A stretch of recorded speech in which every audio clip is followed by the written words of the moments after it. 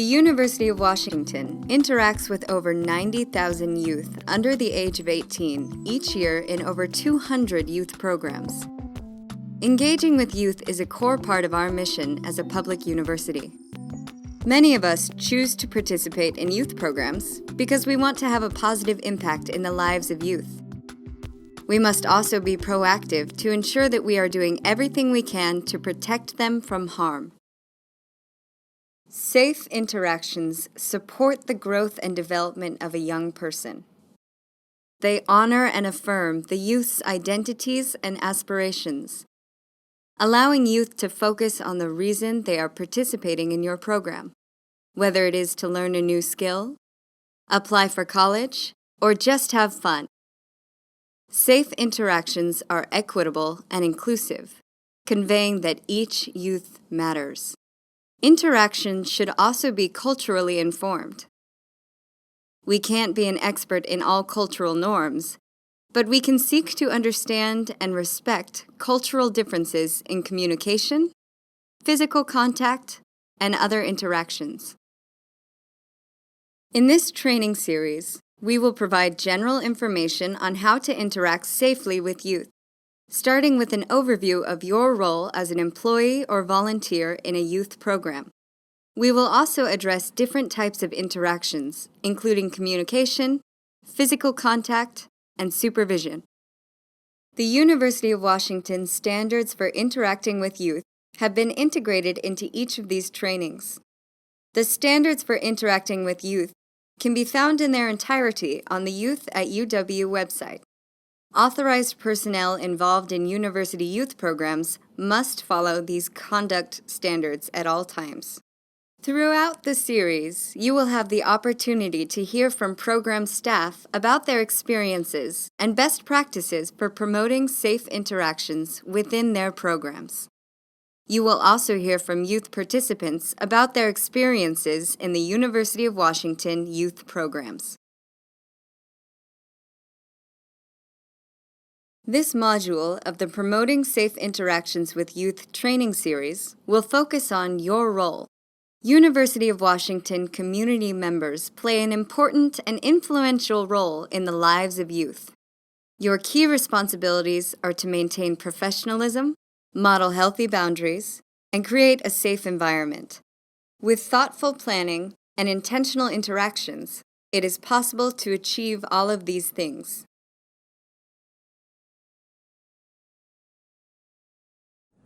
That's really good. He's just a really nice person, and he's like really supportive, and he's also just an excellent instructor. And the combination of that helps us feel like closer to him. Just knowing that there's always someone to talk to, whether it be another student in the same program or one of the administrative staff, it's nice knowing that I have academic and social support. As mentors, tutors, counselors, instructors, and chaperones in youth programs, we are acting in a professional capacity on behalf of the University of Washington. Youth look to us to demonstrate responsibility, maturity, and to model safe interactions, all components of professionalism. Modeling professionalism doesn't prevent us from creating a fun atmosphere or building authentic relationships with youth. Yes, so to be professional, it's important to be focused on the program and its goals, to not be looking at your phone or talking with other people, but really sitting with the kids and being engaged in the activities that are happening. Wanting to have clarity with them first and foremost, so I'll often start off an interaction with the youth just explaining what I sort of have planned or what I hope will. And then just being really excited, showing you care, having a lot of enthusiasm that's genuine. If you're not actually excited, the students will be able to tell, but having a lot of genuine enthusiasm for the program.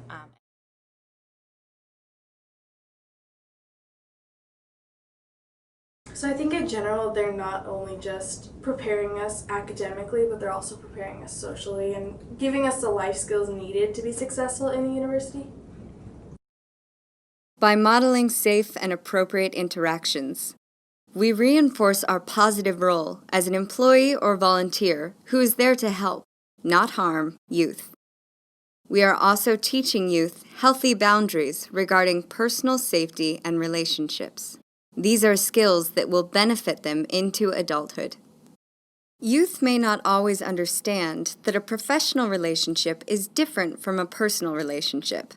It is our responsibility to explain and model these differences when necessary. Clearly communicating program policies and expectations for conduct promotes healthy boundaries.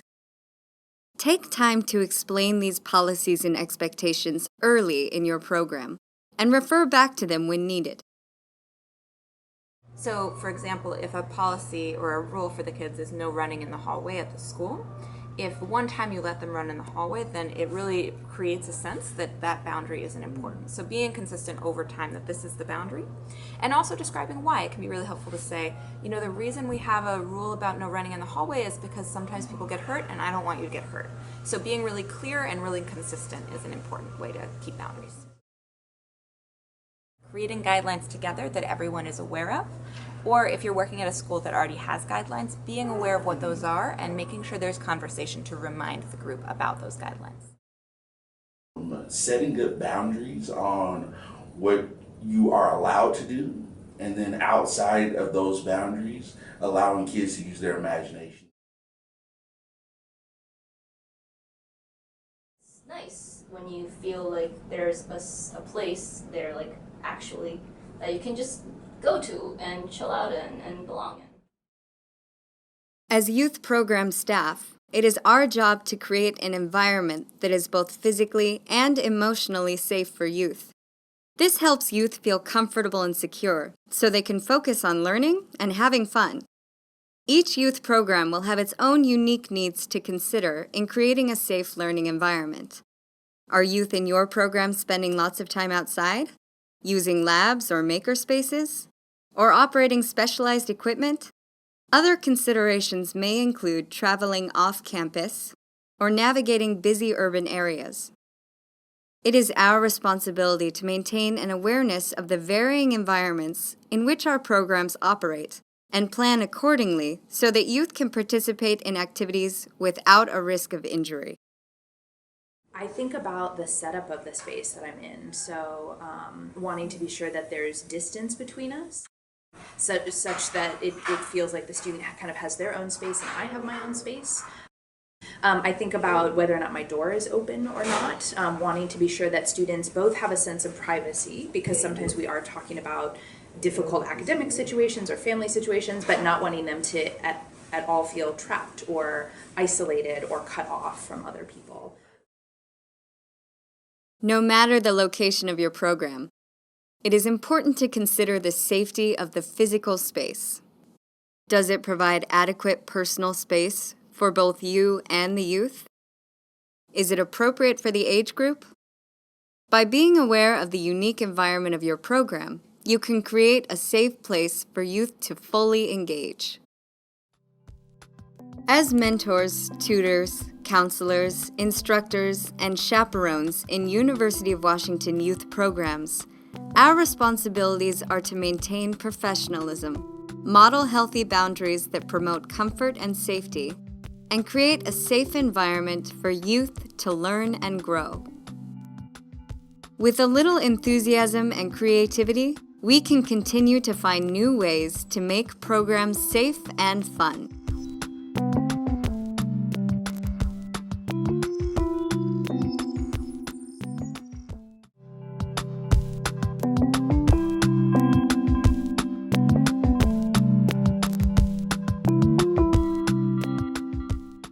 This module of the Promoting Safe Interactions with Youth training series will focus on safe communication. This module will explore the use of positive reinforcement and constructive corrections as strategies for safe communication with youth. We will review safe and professional online communication within your program. Finally, we will provide examples of unsafe communication. Using safe communication strategies with youth provides an opportunity to help youth learn from a situation rather than just shutting down an inappropriate behavior.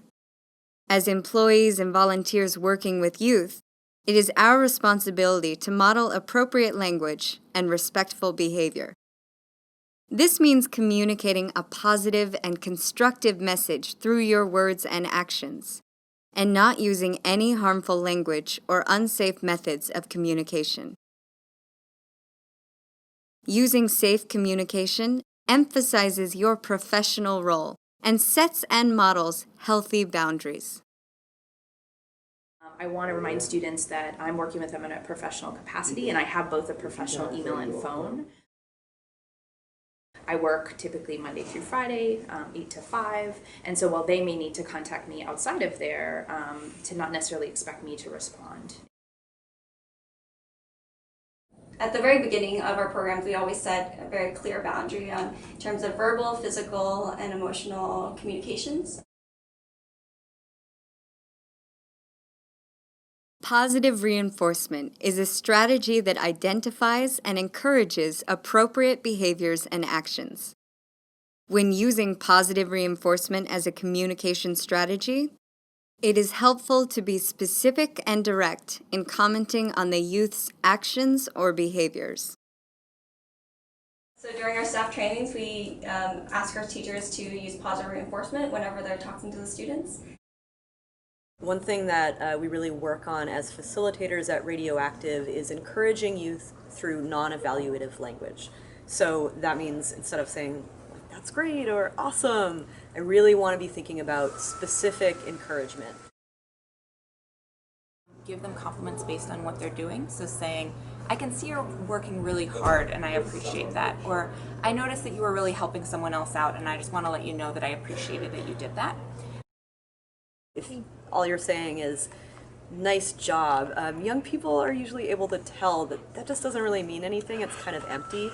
It's more like praise than encouragement.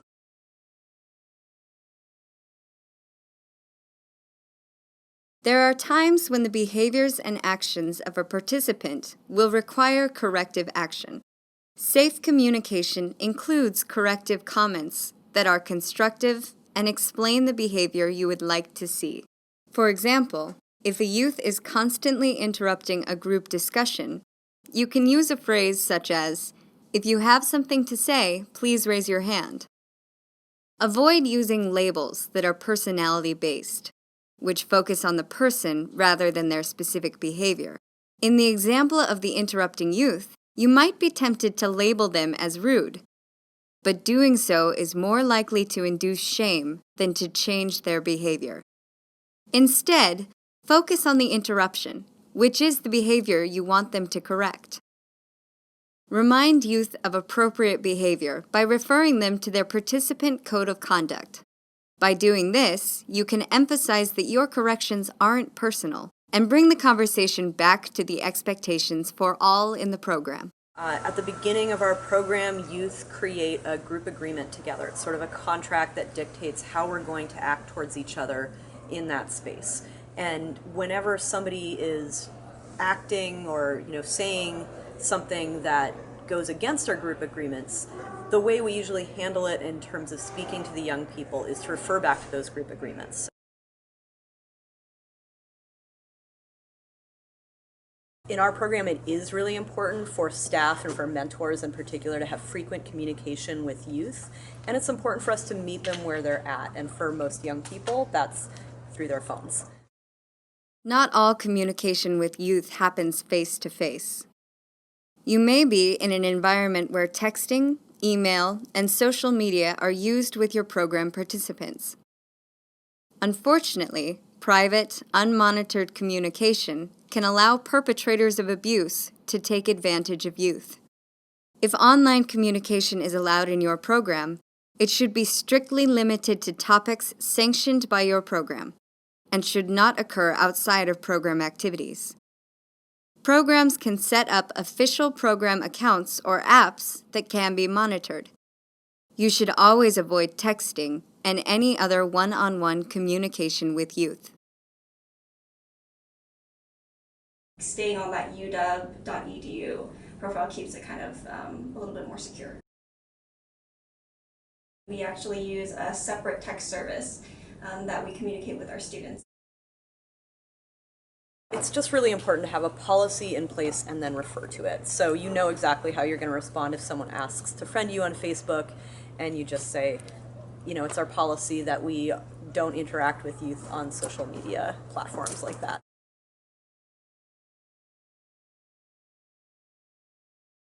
Unsafe communication is prohibited in UW youth programs.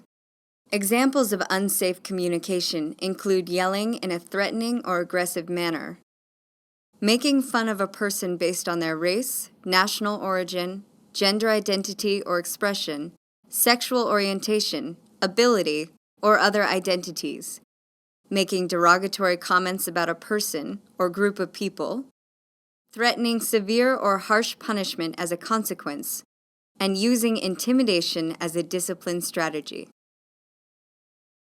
Communication that has a sexual tone is also prohibited, such as making sexual jokes in front of a youth, sharing information about your own sexual activity, or asking a youth about their sexual activity, and commenting on bodies, looks, or clothing. Keep in mind that romantic relationships with youth while in your role at UW are prohibited and, in some cases, also illegal. By using positive reinforcement and constructive corrections, safe and professional online communication techniques, and avoiding unsafe communication, you can promote safe communication in your youth program.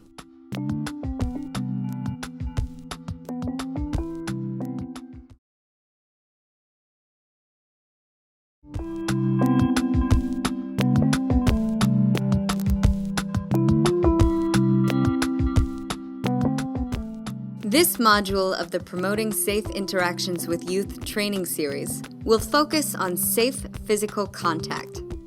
In this module, we will discuss best practices for safe physical contact in university programs and provide examples of both safe and unsafe physical contact. We will also provide strategies for promoting safe physical contact within your program.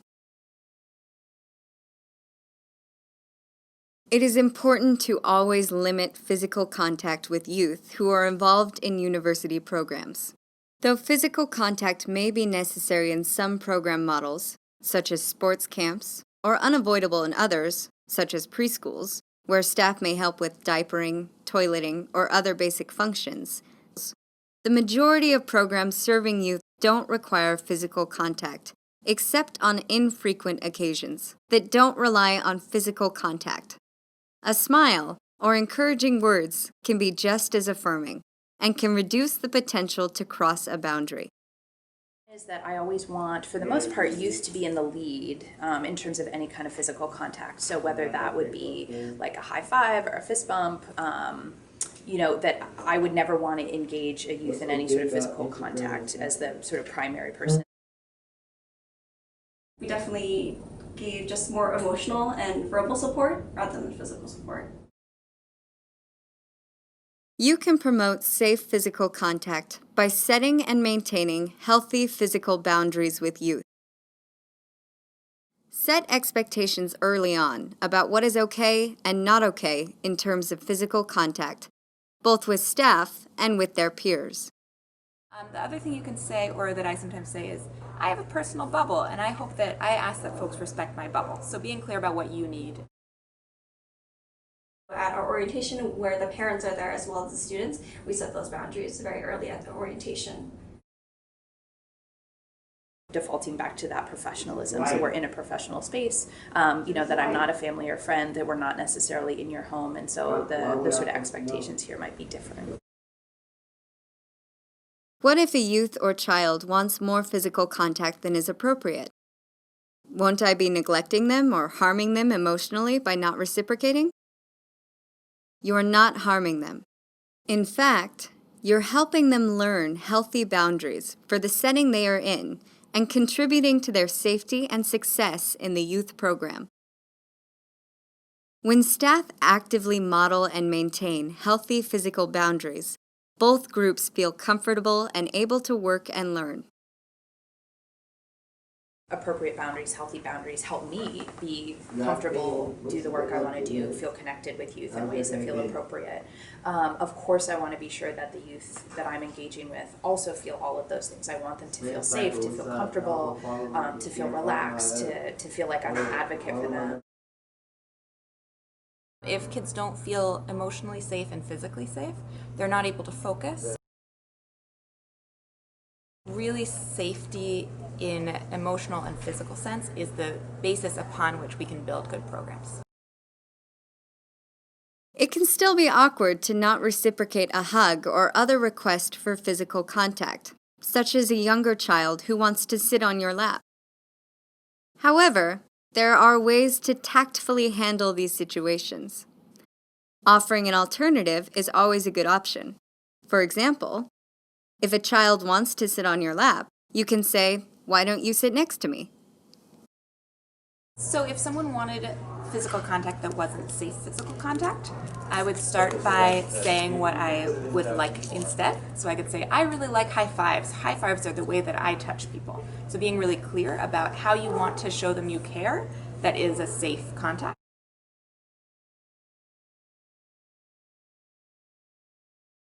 Examples of physical contact that may be acceptable in typical youth program settings include high fives, fist bumps, side hugs, and shaking hands. All physical contact must be limited to what is both sanctioned by your program and consented to by the youth. Unsafe physical contact includes roughhousing, tickling, wrestling, or games that involve prolonged, close physical contact. Using physical force or physical discipline of any kind, such as spanking, hitting, pushing, or roughly moving a child into position. Restraining a child beyond what may be minimally necessary in order to protect them from harm. And frontal or bear hugs. Also, massages, kissing or touching intimate body parts, or sexual contact of any kind is prohibited. There may be other physical contact that is not allowed in your program. Inquire about these guidelines.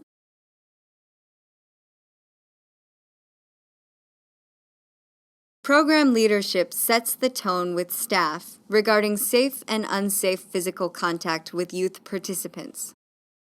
Program leads should clearly and directly review physical contact guidelines with staff to ensure there is no room for misinterpretation. Training should happen before staff begin working with youth, and supervisory conversations should be ongoing. Any inappropriate physical contact must be addressed immediately. So we talk about unsafe physical contact with staff in an extremely clear and direct manner.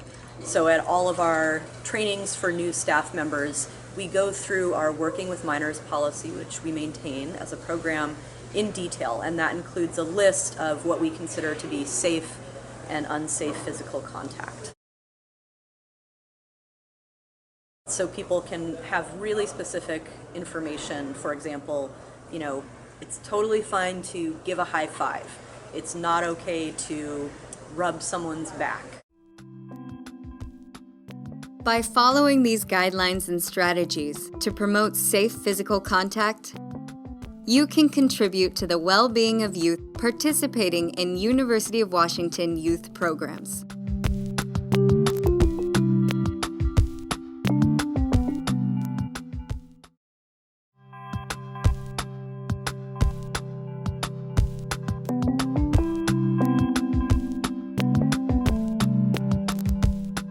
This module of the Promoting Safe Interactions with Youth training series will focus on safe supervision. Thoughtful supervision contributes to both the physical and emotional safety of your program participants. In this module, we will share strategies that contribute to safe supervision, including following supervision best practices and utilizing small group settings.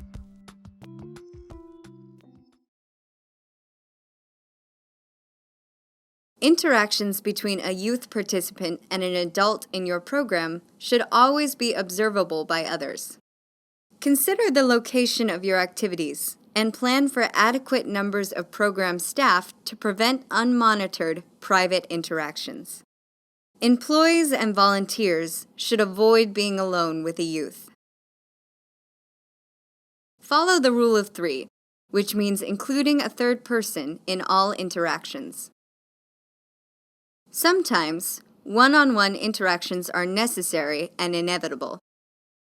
If they are essential to your program model, such as in a mentoring program, make sure these interactions take place in a public setting or location with other staff or adults around who can easily observe what is going on. Visibility is key to transparency and safety. So our Working with Minors policy specifically addresses the need to not be alone in a room with a young person. So what that means for our program is if, a mentor staff member needs to be speaking with a young person one-on-one, they're going to do that in an open space, or if they're in a room, they're going to keep the door open, or make sure that there is some visual so that people can actually see the two interacting together at all times.